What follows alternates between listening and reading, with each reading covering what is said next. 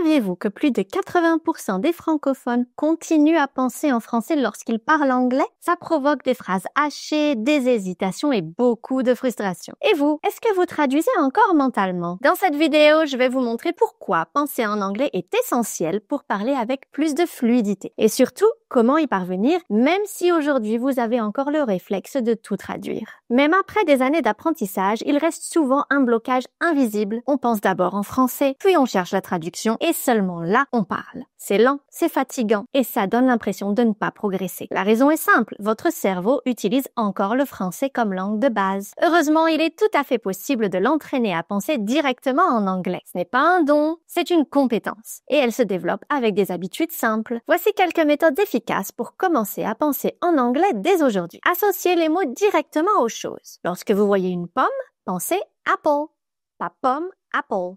Immergez-vous mentalement. Changez la langue de votre téléphone. Observez les panneaux autour de vous en anglais. Décrivez votre environnement en anglais dans votre tête. Racontez ce que vous faites. I'm walking to the station. I need to buy some milk. Écrivez quelques phrases par jour en anglais spontanément. Ça vous aide à former des pensées dans cette langue sans passer par le filtre du français. La technique la plus puissante, le self-talk. Autrement dit, parler seul en anglais. Oui, ça peut sembler étrange, mais c'est super efficace. Le soir, repensez à votre journée. Today, I worked a lot.